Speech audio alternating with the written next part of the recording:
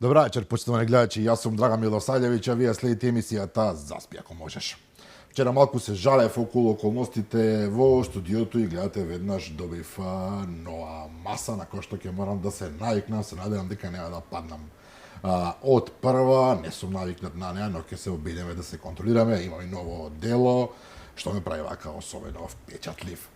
Инаку, во најавата за оваа 7 сезона на емисијата ви реков, барем тие што успеале да видат на социјалните мрежи, дека ви ветувам малку знаење, малку хумор, колку што може повеќе честност и принципи и убедливо најмногу прашања и одговори. Прашањата се разбира се моја работа, одговорите се работа на гостите. Вечерашниот гостин е човек кој што до сега, барем секогаш имал адекватни одговори и на најтешките и на најсензитивните прашања.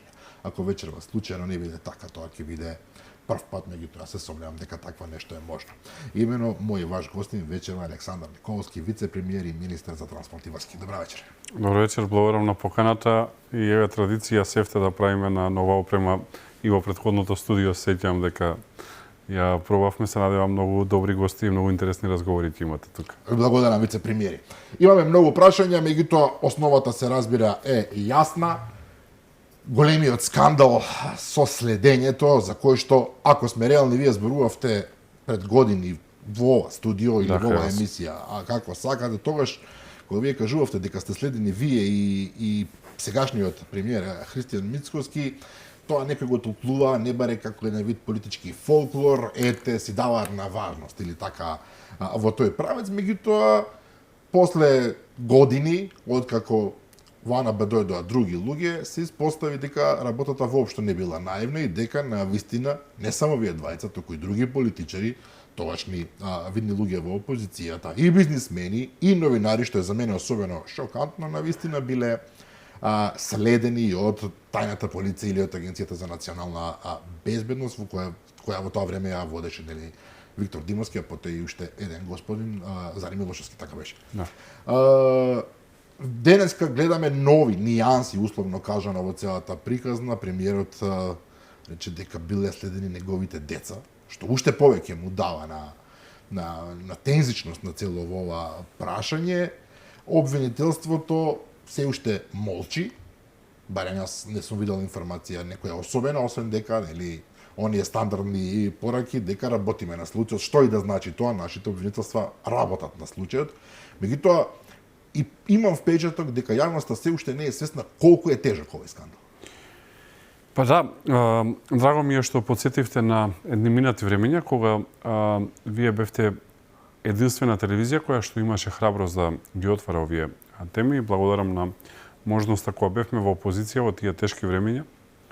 Токму во Заспи ако можеш, зборувавме, изнесувавме детали. Јас прв пат тие детали ги презентирав некаде во 2020 година. И продолжив после тоа да ги презентирам во годините кои што следеа. И затоа што јас секогаш сакам работите да имаат име и презиме, ќе спомнам дека прв пат воопшто проговорив за таа работа некаде во 2019 година во крстете го ТВ Дуел, крстете го седничко гостување помеѓу мене и Радмила Штиринска. Така. Каде што јавно и јасно кажав дека имаме сериозни индици за злоупотреба на безбедносните служби, со тоа што тогаш во 2019 година предничеше Агенцијата за разузнавање, затоа што Агенцијата за национална безбедност беше во тој период во трансформација. Се укина старата УБК, се формира АНБ, па имаше период на трансформација, исто така се формираше оперативно-техничката агенција ОТА. И тогаш поголема злоупотреба доаѓаше од Агенцијата за разузнавање. Многу е битно кој ги правил тие работи, која е целта, зошто се правени, но исто така и кои се мотиваторите и инспираторите. Ние не можеме да ги затвараме поединечно случаите, мора да ги гледаме како целосна слика. Па така, може би случајно, може би не.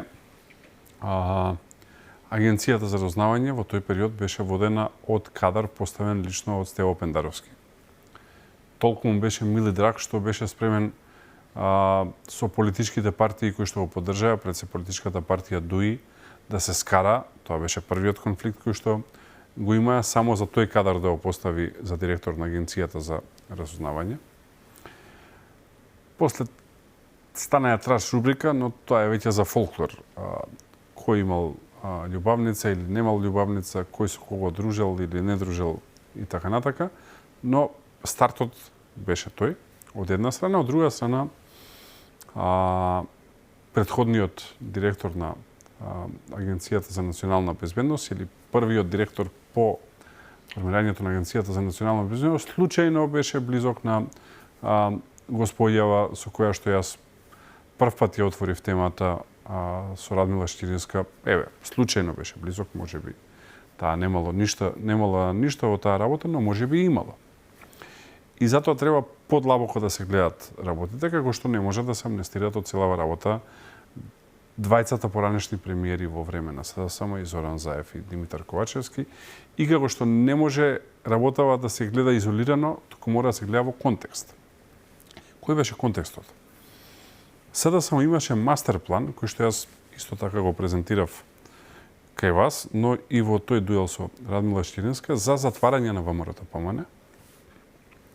Целта на тој мастер план беше да се забрани политичко делување на ВМРО-ДПМНЕ. Имаше 3 чекори во тој мастер план. Првиот беше да се притворат што повеќе пратеници на ВМРО-ДПМНЕ, со цел да се случи промена на името. Тоа, за жал, се случи. Вториот беше да се партијата обвини, да се стави на обвинителна клупа за терористичко действување и за нелегално финансирање. Делумно успеа во тој дел. За нелегално финансирање ја ставија партијата на обвинителна клупа и се уште е партијата на обвинителна клупа за нелегално финансирање. Имаше блокирани сметки, ако не се. Се уште имаме замрзнат имот. И третиот дел беше доколку успеат да ја осудат ВМРО-ДПМНЕ, согласно закон, да се забрани политичко действување на ВМРО-ДПМНЕ и да воопшто не можеме да учествуваме на избори. Некои тогашни мудреци ни велеа, па добро, ќе излезете со независни листи и пак ќе се знае дека сте вие, но одеше овој мастер план дотаму да се предвидуваше и за раководството на ВМРО-ДПМНЕ да се забрани политичко действување.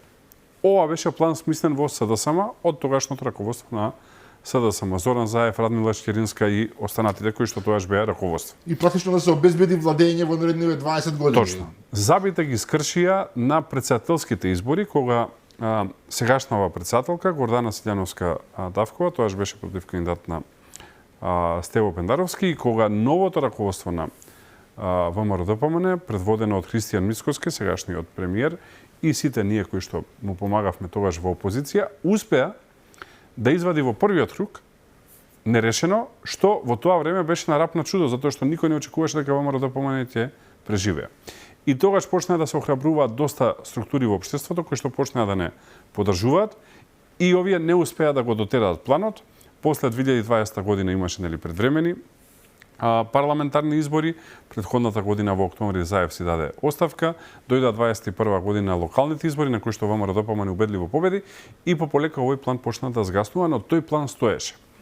Сега од тој план е почната злоупотребата на службите.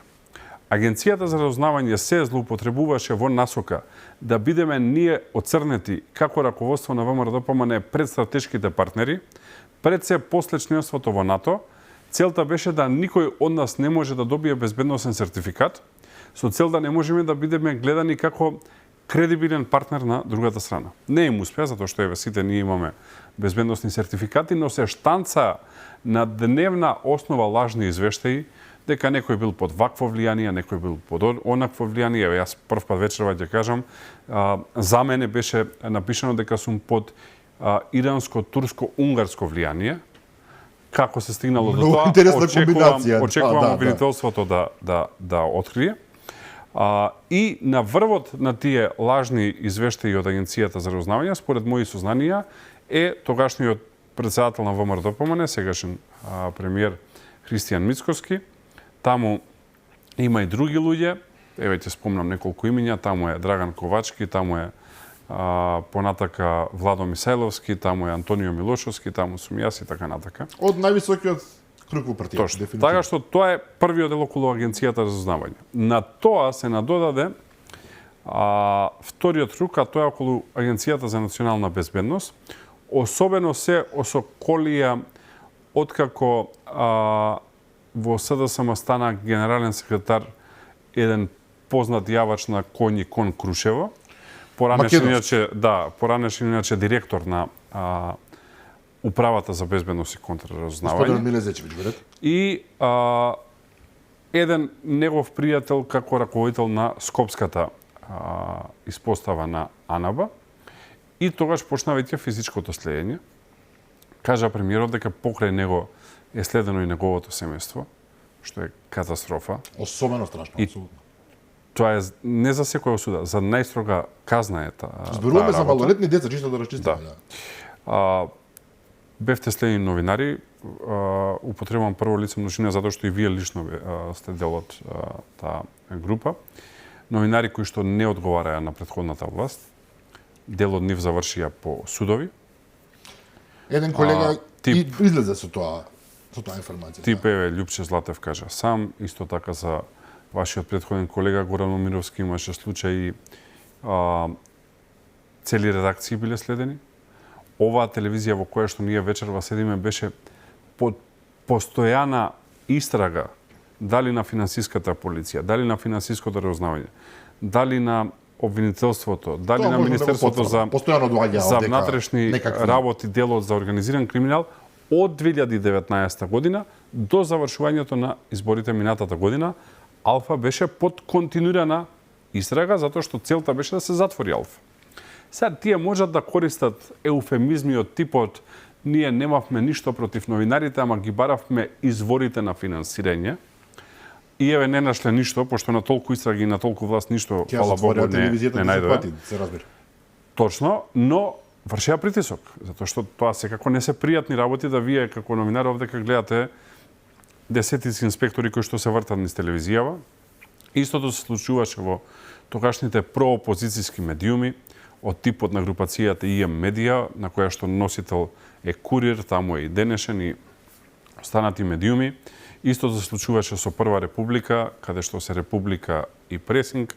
Истото се случуваше со Нетпрес, истото се случуваше со Лидер, тогашен портал, сегашно радио, и бројни други кои што беа во фокусот на интерес на тогашната власт, затоа што едноставно сака да ги затворат. На удар беше Вечер, на удар беше агрегаторот Вести.мк, Вестник и така натаму. Што не годувал околу политиките кои тогаш се спроведува. Точно. И тоа е една сериозна операција. Сега тие можат да измислуваат, ние не го следевме Драган, го следевме Стојко кој што беше осомничен за, например, за, не знам, трговија со дрога, ама Стојко пиел кафе со Драган и ние така оставивме Драган. Да. Но не може целосно екзација да работи, јас да ве потсетам дека за мене лично и за мои блиски луѓе, дел и не ги познавам, некоја чудна мешавина беше, се отвори предистрага во очи на парламентарните избори 2020 година, кога најави ВМРО ДПМН дека ќе одам за носител во четвртата изборна единица, на што сум особено горд, еве и на овие избори бев носител таму.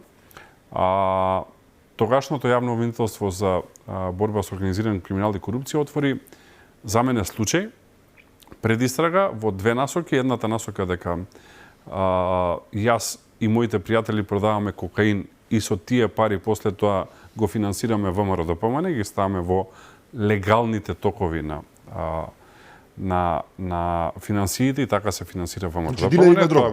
Тоа беше првата теза. Внимајте, таму има луѓе кои што нема ништо со јавен живот, а беа изложени тогаш. И втората линија одеше дека правиме субверзивни активности за рушење на уставниот поредок на Македонија на начин што се спротивставуваме на членството на Македонија во НАТО и во Европската Унија. Во НАТО затоа што сме биле против промена на името, а во Европската Унија затоа што сме биле против францускиот предлог и на тој начин го рушиме уставниот поредок и на тој начин бевме во наводници легално следени, затоа што имаше предистрага, се викаше Пајажината предистрага. Сега, Тоа мислам дека кажува се на кое ниво се донесе работата, да на овој начин се злоупотребувани институции. Ако во денешно време, сега дојам во 2025 година, малце подолго зборувам, но да добиеме контекст. Исклучително Некој, да. некој очекува дека ова ќе се премолчи, ќе се заборави, мислам дека е многу наивен. 2 пати ВМРО ДПМН паѓаше од власт од злоупотреба на службите. И 2002 година како последица на големото УВО аферата 2000 година и 2016-17 година како последица на аферата Вистината за Македонија 2015-2016 година преслушуваните разговори. И ако некој, затоа што се истите луѓе, истата збирштина, истиот полусвет, мисли дека ние сме доволно наивни, глупави еве да го искористам тој збор, и дека ние сега ќе оставиме работава така трет пат така да не симнат од власт, недемократски, иначе секоја власт се заминува, кога народот ќе одлучи, тогаш сериозно не подцениле. И во таа насока сакам да искажам и подршка на директорот на Агенцијата за национална безбедност, кој што имаше долно храброст да ова го документира, го испрати во јавното обвинителство, но исто така и да информира јавноста преку брифинзите кои што се направија и јавните изјави кои што ги имаше. Иначе и самиот беше жртва на овие случаи, кога се трансформираше УБК во АНБ, што се не измислија за него со цел да не може да биде преземен во АНБ. Дури добиваше плата од непостоечка агенција. Така што јасна е таа структура таму и јасни се нивните намери. И во таа насока мислам дека е добро што се отвара оваа работа во делот на Агенцијата за национална безбедност. Се надевам дека исто или слично ќе случи и во делот на Агенцијата за разузнавање. И мора тие две работи да се гледат како врзани садови, затоа што заеднички беа злоупотребувани службите, а се надевам дека обвинителството ќе преземе сите потребни чекори, затоа што ние еднаш за секојаш мора да расчистиме. За да ова не ни се повтори 4-ти пат, ние мора да го расчистиме сега. Ако не го расчистиме сега, ќе се повтори и 4-ти и 5-ти пат и ќе се рушат темелите на Македонија и прашање дали Македонија воопшто ќе опстои како демократска држава, ако нас постојано ни се повторуваат истите ликови, истите шеми, истите приказни, истите злоупотреби, истиот начин на контрола на политичкиот, општествен и економски систем во државата. Некои може да не сметаат за храбри, други знам дека не рачунаат и за луди.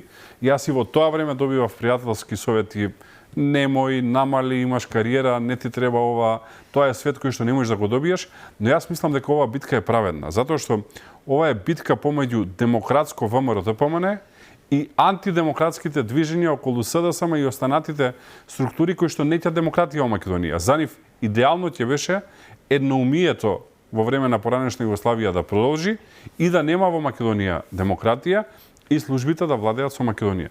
Извинете, ама тоа нема да го дозволиме и тука секоја чест за премиерот кој што јавно зборува за оваа работа, јавно ја води оваа работа, се бори, затоа што битката која што тој ја води, со подршка на сите нас, е битка за демократска Македонија и ние ова мора го расчистиме. Ние не смееме да се доведеме да седиме јас и вие за 20 години повторно на интервју и да зборуваме 6 пат се злоупотребија службите. Морам да бидам искрен, господине. Се извинувам што бев подолг, но мислам дека некои работи требаше да добијат контекст, на некои работи да подсетиме, за да сватиме што се случува денес. Луѓето си имаат своји работи, своји животи, не секој ги следи и ги прати, но ова е линијата која што практично треба да ја знаат сите. Уште една реченица ќе завршам. Замислете, за мене создаваа во Агенцијата за разузнавање белешки дека сум бил антизападен и анти-НАТО во услови кога јас бев потпредседател на парламентарното собрание на Совет на Европа, во услови кога бев шеф на мониторинг мисии кои што ги создаваше Советот на Европа и во услови кога официјалната организација на Европската унија Пријатели на Европа ме избра во 2022 година за 40 највлијателни личности по 40 години во Европа. Можете да замислите до каде тоа лудило оди да мене пробаат така да ме портретираат. Па има две можности: или сте биле најмокниот контраобавештаец во историјата на светот таму, па сте успеале да им проведете. Што секако не е. Или е лага, нема друго. Мислам, многу едноставно, но морам уште нешто да кажам. Вие спомнавте дека 2 пати им успевало. Вие велите сега нема да дозволите, потполно се согласувам дека така не треба, меѓутоа вие велите жал ми ако мислат дека сме наивни. Па веројатно мислат господин Николовски затоа што им успеа 2 пати до сега, најмалку 2 пати. Видете, јас сум свесен. Им успеа таа длабока држава, ние не рекуваме длабока држава овде и успева да контролира се овде. Дека такви ликови можат дека мислат дека секогаш можат да успеат и да се излечат. И да се излечат, но мислам дека сериозно го подценуваат капацитетот кој што сега го има во МРДПМН и исто така мислам дека се лажат во одредени проценки, не затоа што сме најблиски соработници, ви рекол, туку ова го мислам искрено. Сегашниот премиер е најдобриот и најкапацитетниот премиер кој што Македонија го имала. Не се случајни резултатите на ВМРДПМН, не се случајни големите победи, не се случајни економски резултати кои што ги спорачуваме оваа година дена, не се случајни политичките успеси. Прв пат било кој од Европска унија, ние тоа го дочекавме од претседател на Европска унија, им вели среде Софија Бугарија, види, имаат аргументи македонците и ова што го кажуваат држи. Тоа се успеси на премиерот Мицкоски и во таа насока овие кои што мислат дека можат да ги повторат работите кои што ги правеле во минатото, сериозно се лажат. Добро, ајде да чистиме неколку кратки прашања во тој контекст. Следење или прислушкување? Многумина не се на чисто околу. Имате информации? Не само информации, јас се сметам за релативно стручен во оваа тема, не заради само моето образование, туку од причина што бев член на комисијата, додека бев пратеник на комисијата за следење на и надзор над службите. И исто така, тоа е јавна работа, 2019 година го водев работниот тим или работната група на ВМРДПМН во делот на реформи на службите. Таа работна група е коавтор на законот за ОТА. Таму беше многу едноставна логиката, за да не се злоупотребува прислушувањето, да се стави институција која што ќе оди помеѓу барателот и наредбодател на прислушување и УБК, односно АНБ поново, и да на тој начин се контролира процесот и се создаде ОТА, односно оперативно-техничката агенција. Што е разликата? Прислушување е класично слушање на телефон, вака, најнародски да кажем. Следење е физичко и користење на било кои други техники кои што овозможуваат следење, документирање на лицето кое што е предмет на обработка. Или да го тоа поедноставам за гледачите кои што не гледаат, тоа значи физичко следење на лицето, оди во кафич, оди во ресторан, оди на работа, оди во маркет и така натака, и има лице или лица кои што го следат, но исто така и користење на техника, на пример, да се озвучи неговиот кабинет, да се озвучи неговиот дом, да се озвучи местото каде што најчесто присуствува, неговиот автомобил и така натака, на тој начин да се прибираат информации, да се пристапи до неговата електронска пошта, имейл и така натака, да се врбуваат лица со кои што е често во контакт, како би можеле да рапортираат за средбите кои што ги имаат, и други техники кои што службата се ги користи, кои што се легитимни, доколку на другата страна вие следите лице кое што е извршител на кривични дела или потенцијален извршител на кривични дела. Пред се АНБ треба да работи во делот на спречување на тероризам, тоа е основата на нивната работа, понатака во делот на борба со организиран криминал и корупција, а не следење на политички противници. Сега, кога ова ќе преминете на политички противници, тоа се случува што се случува. Например, ваков тип на следење е и снимање со дрон. Ние имаме, да речеме, индиција дека во еден голем град во Пелагонија, најголем град во 4-та изборна единица, кога сме биле во посета јас, премиерот и одредени други лица, може би, се користени дронови за да биде документирана таа посета. Може би и не се случило тоа, но може би и се случило. На тој начин, може би, е злоупотребувана службата да ставиме малце енигма во целава ова работа, иако тие кои што ја злоупотребуваат многу добро знаат дека се тоа што кажуваме вистина. Господин Викторио Димовски, не сум сигурен, Виктор Димовски, така го пишува барем по медиумите, даде едно интервју за 360 степени, ако не се лажам, каде што така одговараше малку немуштено на сите тие работи, во позиција полу признавам, полу не признавам. Нешто беше спомнато дека во време на предизборие може ли да бидат следени? Видете, партии? јас Јас би сакал обвинителството и судот сега да ја расчистат работата. Нормално е луѓе да се бранат, нормално е да имаат аргументи, но сега веќе има институции кои што треба да го кажат своето. Но фактите се дека двете институции беа злоупотребувани заради политичка пресметка со нас, која што за среќа не само на нас, не само на ВМРО помане, туку и на демократијата во Македонија не успеа. Добро, какво ќе имаме гаранции, бидејќи еве веќе сега вашиот опозицијски противник СДСМ се обидува да наметне тема дека сега вие следите и прислушувате. Како ќе имаме гаранции дека истава оваа агенција и агенцијата за разузнавање нема да бидат злоупотребени? Тоа е клучот. Ако не се расчисти, ние до сега во Македонија сме виделе сите да одговараат, освен лица кои што ги злоупотребуваат службите. Ако не се расчисти, тоаш ќе има и 4-ти, и 5-ти, и 6-ти, и 60-ти пат. И никогаш нема да заврши. И затоа ние покрај одговорност за она што претходно случило, мора да мислиме и за превенција да истото не се повтори во војнина. Не мора тоа да е само политичка наредба од највисоко. Вие не смеете во раце на нестабилни личности, на луѓе кои што немаат висок личен и морален кредибилитет, да ставите таква моќ која што можат да ја злоупотребуваат. Таа злоупотреба не мора да е само во однос на политичкиот противник, може да е во делот на бизнис, може да е во делот и на семејства и на пријателства, не знаете монструмите каде можат да отидат. И затоа мора да има целосна контрола, целосен надзор за службите да го работат тоа што го работат, тие се многу битен, витален сегмент на едно демократско општество, но секако само во рамки на законот. Уште едно прашање во овој дел. Кој се плаши од оваа афера реално? Велат од опозицијата инсистираат да се декласифицираат овие документи, велики дека вие се плашите од тоа што ќе излезе. Овде ќе имаме еден специфичен проблем. Ние во времето на така наречените бомби на господинот Зоран Заев се изнагледавме, се изнаслушавме секакви работи, потоа луѓе беа практично уништени, ако сме реални, бизнисмени биле рекетирани, сега имаме еден нов случај во тој правец, луѓе биле прислушкувани во најприватни разговори и така натаму. И сега господинот Филипче и воопшто таа партија велат ајде да декласифицираме се, што се плашите ви. Видете се, сега во моментов СДСМ е испостава или фронт, зборувам за ово раководство на СДСМ, на луѓе кои што се борат за себе, за своите кариери и се борат да не одговараат. Зборувам за оние кои што ги злоупотребувале службите. Тоа се интелигентни луѓе. Неспорно. Небитно како ја трошиле својата интелигенција.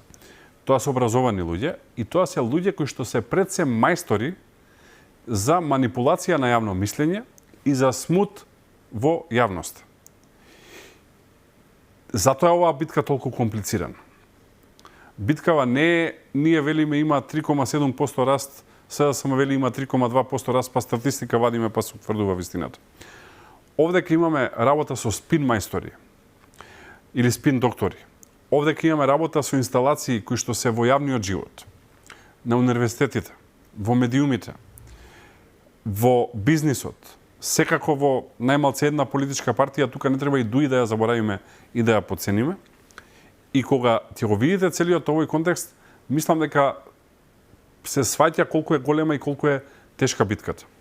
И сега тие со кој спин одат? Си велат вака, очигледно сме живи и фатени, знае владата што сме правиле, имале индиции додека беа опозиција, се им се потврдија. Единствен начин да ние се спасиме од ова е да повторно јавноста биде претворена во реалити шоу и во војаризам.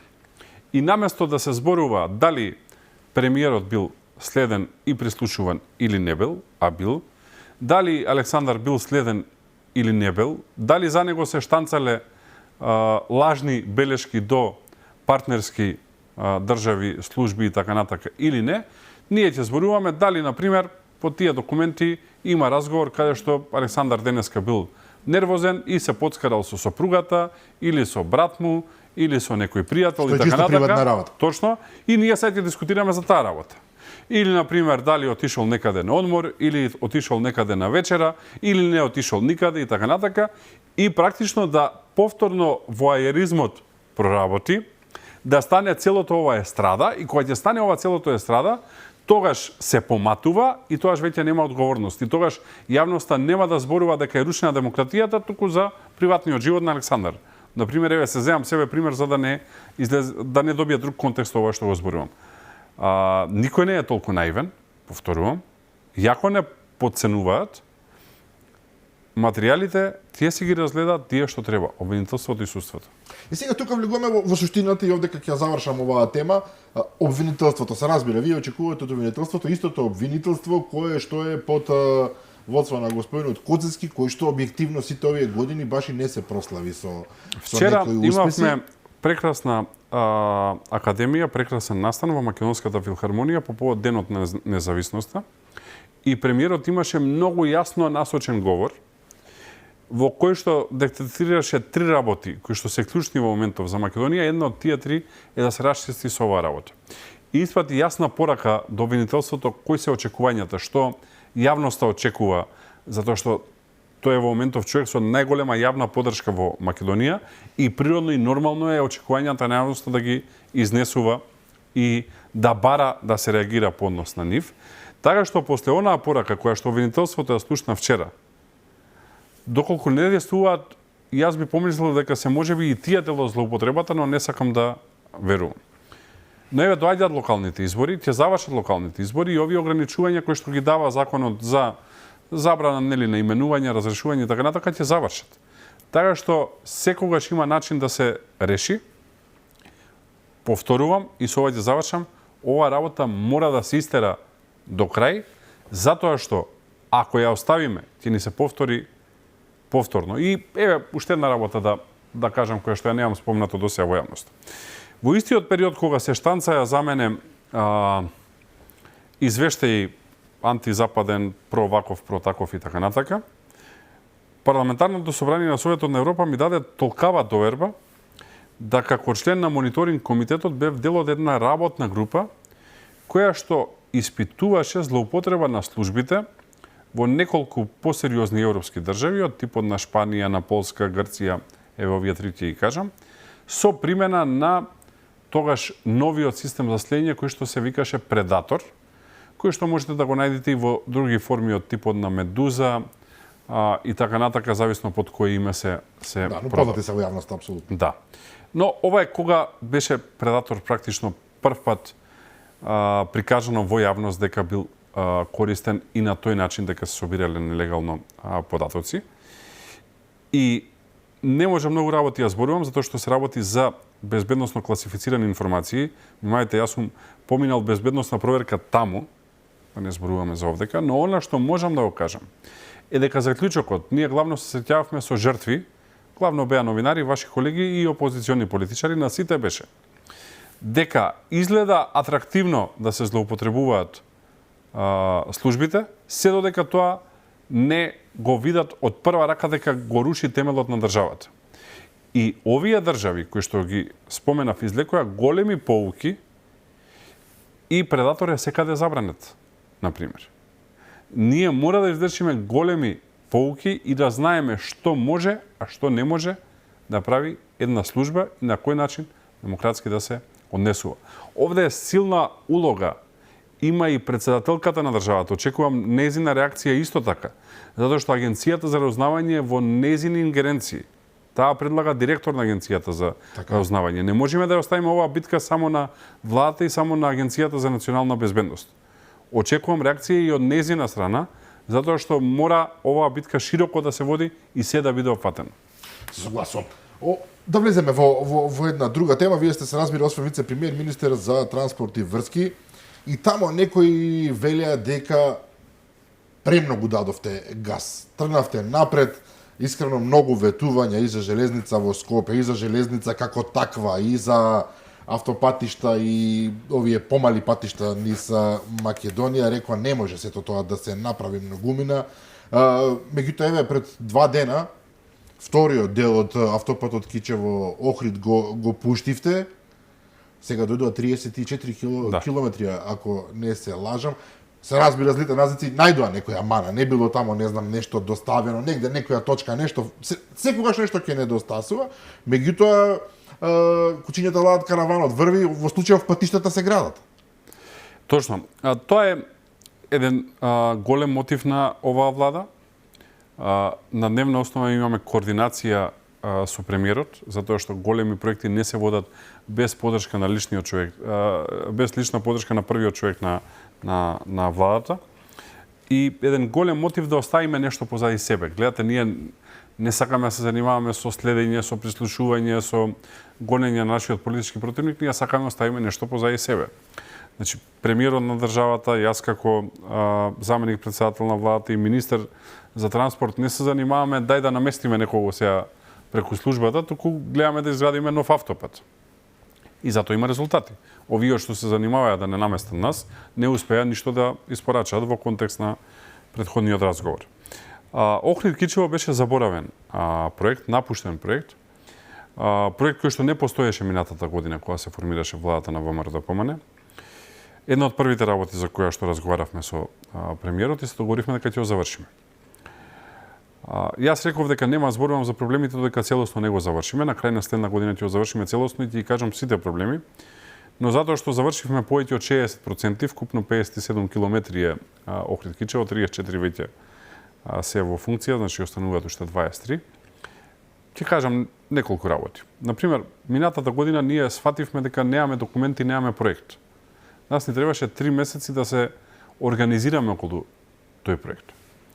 Например, на поголем дел од трасата немаше завршено проектирање. Геотехнички истражувања на ниедна косина немаше релевантни. Наидовме на проект кој што не можеше да се врзи од една до друга точка. На градилишта кои што беа напуштени, на демотивирани изведувачи, на демотивирани подизведувачи, на надзор кој што исто така имаше изгубено надежда дека било кој ќе се заврши проектот. И реално почна се работи од октомври месец минатата година. И заврши што кажете на сето тоа потрошена огромна количина на пари. Апсолутно. Затоа што месеците јули, август и септември ги потрошивме за тоа што можеме да го собериме, тоа што го нема преку 90% од работите ги немаше да ги почнеме да ги создаваме и да почнеме да работиме. Да од октомври минатата година до јули оваа година и почеток на септември оваа година се завршат 34 километри. Лани имаше 0. Мислам дека секој се согласи дека е огромно постигнување. За мене овој проект е символ, е граничник, е медник. Сите проекти ми се драги, но овој ми е најдраг од причина што овој проект е медник, граничник, символ на неработењето и неспособноста на владата на СДСМ и ДУИ изминатите 7 години и посветеноста и работата на владата на ВМРО-ДПМНЕ. Појасна слика од Охрид-Кичево за таа работа нема. Еве, можело, а бевме убедувани дека не може. 7 години плачеа, кухаа и така натака, ние рековме нема плачиме, нема кукаме, нема се жалиме, ќе го завршиме. И еве го завршуваме и мислам дека ова ќе остане символ децении после нас да се прави таа разлика што е ВМРО-ДПМНЕ, а што се СДСМ и ДУИ. Сега велат дека најтешкиот дел доаѓа, па затоа ќе ви треба повеќе време. Да, точно е дека сега доаѓа најтешкиот дел, но ние не го почнуваме сега, ние си го работиме уште минатата година.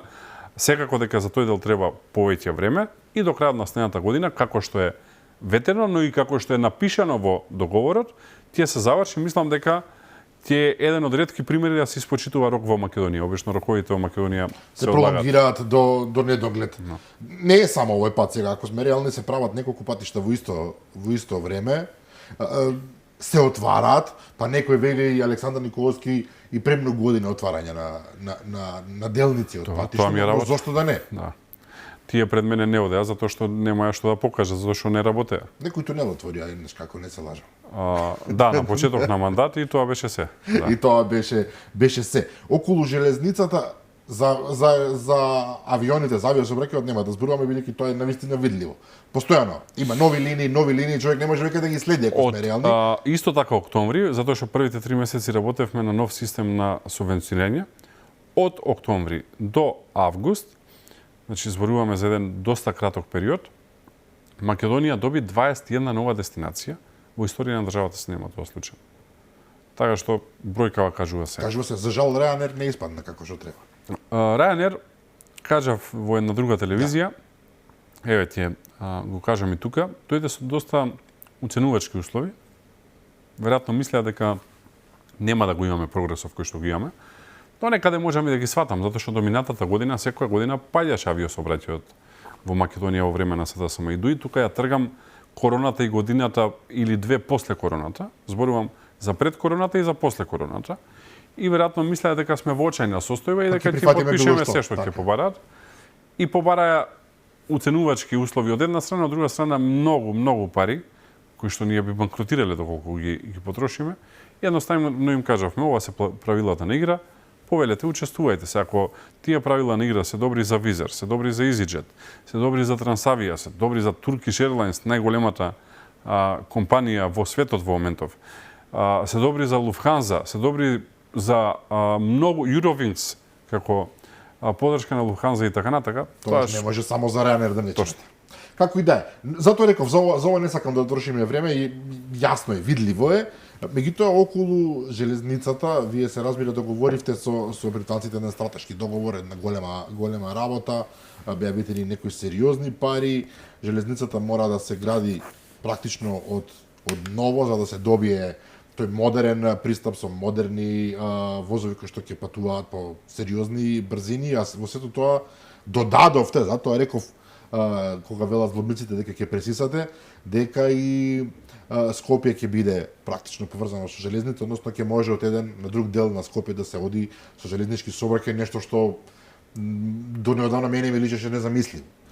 И не отстапувате од ова, иако велат, ајде, каде е тоа, каде се возовите? Прво, да не се лажеме, Македонија во моментов нема железница. Е во толку очајна состојба да ние на хартија имаме железница, во пракса нема. Така. Ние минатата година кога бевме избрани, имавме 0 активни локомотиви за карго сообраќај, а тоа е оно што доаѓа средства во двете железнички предпријатија. Именно товарот што се пренесува. Точно. Сега имаме 11. Минатата година имавме 0 активни патнички возови, сега имаме 6. Така што разликата се гледа. Јас ветив дека Скопје ќе добие градски воз и Скопје ќе добие градски воз. Пред неколку дена заврши јавниот повик за избор на изведувач за тоа се вика реконструкција, практично е изградба на првата линија од градскиот воз, која што ќе оди на линија Зелениково, Драчево, ќе поминува помеѓу населбите и општините Аеродром и Кисела вода со неколку станици и ќе завршува на новата железничка станица и денови ќе бидат воведени во работа и очекувам до нова година првата линија веќе да заврши. До нова година, реков? Да, како би можеле од пролет со новиот градоначалник на Скопје да ја пуштиме во функција. Паралелно ќе одат повици и за втората линија, која што треба некаде да оди од Маđари, да поминува над Железара, над Бутел, Скопје север, еден крак да се спушта кон нова железничка, значи низ центар, втор крак да оди до Ѓорче Петров и третата линија која што треба од Ѓорче Петров да оди низ Карпош и да доаѓа повторно на новата железничка станица како центар, нели, на Скопје. Така што тоа што го ветивме, ќе го завршиме. Во однос на брзата пруга, сме во доста напредна фаза на подготовка, сепак се работи за најголемиот инфраструктурен проект во цела Југоисточна Европа. Нема ни еден поголем поединечен проект во Југоисточна Европа, иако ние сме меѓу помалите земји во Југоисточна Европа. Грција не работи толкави проекти, Бугарија не работи, Романија не работи и така натака. Веќе ги правиме подготовките, дали се работи за еколошка студија, дали се работи за детална студија во однос на изведба, дали се работи за изведбени проекти, ќе почнат за брзо време геолошките истражувања и сето она што е потребно за да се подготви теренот како би можела да се гради. Исто така, во финална или напредна фаза сме на избор на финансиер, после тоа ќе дојде изведувач, така што школски, чекор по чекор, со подршка на нашите пријатели од Велика Британија, оваа работа ја работиме, а паралелно не се откажуваме од Коридор 8, напротив, успеавме се договориме со Бугарија и тоа е добро, да градиме заеднички меѓуграничен тунел, да изградиме третата фаза. Во вакви политички околности, во овој контекст, живо чудо е. Апсолутно, се слагам со вас и во исто време да ја изградиме Скопје-Кичево. Веќе грант активиравме за подготовителни работи за Скопје Кичево, така што амбицијата не запира и ти имаме доста големи успеси во железницата. Немав намера да зборувам на темата односите со Бугарија и така натаму, бидејќи времето полека ни истекува. Само едно прашање, можеби изгрешив, можеби уште не сум во форма. Неодамна се појави една информација дека господинот Никола Димитров ќе биде некаков посредник меѓу Бугарија и Македонија. Мислам дека е некаква си невладина организација. Знаете, тоа невладини проектче вакво, проектче онакво, мене ми речи, семинарче и така натака. Но познавајќи ги тие работи, тоа мене ми делува. Не. Министерството за външни демонтираше, имаше демонтент. Сум го пропуштил тоа, мое извинување. Конечно, за крај, господин Николовски, вие сте дел од извршната власт, локалните избори не се вашиот домен во случајот, меѓутоа сепак вие сте и подпредседател на партијата, кој што има страшни амбиции, се разбира, на ова надпреварување. Повеќе или помалку се знаат кандидатите за градоначалници. Јасно е кој доминира, нема тука некоја тајна, затоа што анкетите кажуваат се очекува убедлива победа на ВМРО ДПМН. Сепак градот Скопје, секоја чест за сите останати, е круцијалното прашање, особено заради претходните 2 мандата, во кои што градот си помина така како што си помина. За жал, не чини градот, наједноставно да го кажеме тоа. Орце Георгиевски очигледно има најголеми шанси, тој самиот рече дека верува дека веќе во првиот круг ќе победи, дека Каја Шукова и Амир Мециновиќ и кои се другите тама кандидати не можат да се надеваат на победа. Меѓутоа, јас мислам дека проблемот доаѓа потоа, денот по изборите, кога ќе треба да се фати не само Орце Георгиевски, туку генерално сите со работа и кога ќе треба да се соочат со сите проблеми кои што се Видете, Скопје не е само град, Скопје е главен град на Македонија и не можеме ние да очекуваме за Скопје да се грижи само градоначалникот и неговиот тим. Секаде во модерните европски држави е така, за главниот град се грижи и владата. Но за да се грижи и владата, мора да имате соработлив градоначалник на другата страна. А немаше до сега? За жал до сега немаше. Многу ќе му помагаме на новиот градоначалник на градот Скопје. Се надевам дека тоа ќе е Орце Ѓорѓиевски, за кој што имам и лично високо мислење, и партиско високо мислење, и високо мислење како досегашен градоначалник на Кисела вода и менаџер. И затоа мислам дека ќе испорача резултати. Ние како влада ќе бидеме тука да поддржиме и да помогнеме. И после 4 години мислам дека ќе зборуваме за едно многу почисто, посредено, поурбано Скопје, со среден јавен превоз, со градски воз. Се надевам со напредна форма, ако не и завршен друг вид на јавен превоз. Светот оди напред, дали тоа ќе е трамвај, дали ќе е нешто друго налик на тоа, ќе го кажат експертите. И дека ќе имаме една приказна каде што луѓето ќе сакаат да доаѓаат во Скопје, а не едва да чекаат викенд да дојде, за да заминат од градот, или летно време да сакаат да избегаат, или зимно време од загаденост да сакаат да избегаат. Мора да го направиме Скопје место каде што луѓето ќе сакаат да доаѓаат.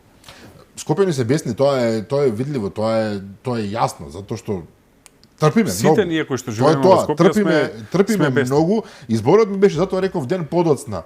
Ќе се очекуваат решенија веднаш и сега. Тоа е најтешка работа. Знаете како главен град не го користат само оние кои што имаат лична карта во Скопје. Јас имам лична карта од Охрид, но факт е дека поголем дел од времето заради работата го поминувам тука и мене не ми е се исто како изгледа главниот град. Тоа е мој град. Јас поминувам најголем дел од моето време тука и затоа треба сите ние да се вклучиме, да даеме дел од својата енергија и време и да го направиме Скопје на вистина едно убаво место за живење. Политичниот противник излегува со некакви, не знам, изјави и соопштенија. Кога велам политичкиот противник, мислам на сите што се во опозиција, иако првенствено на СДСМ и на ДУИ, да речеме, кои што одат во насока на сега ќе видите на ВМРО им падна 150.000 мислам не вреди да поддршката и така натаму. Не вреди да трошиме време и енергија на таа работа. Апсолутно не се согласувате. Не сериозна работа е тоа. Добро. Што понатаму, реков нема да зборуваме за односите со соседите, прилично се е јасно. Јас само се надевам дека и ми се допадна она што го рече господин Тафрим Гаши, председателот на собранието.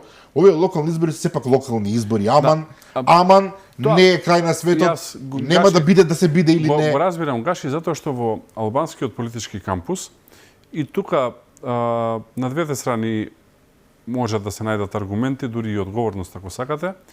Овие избори се доживуваат и како референдум за легитимитетот на политичките партии.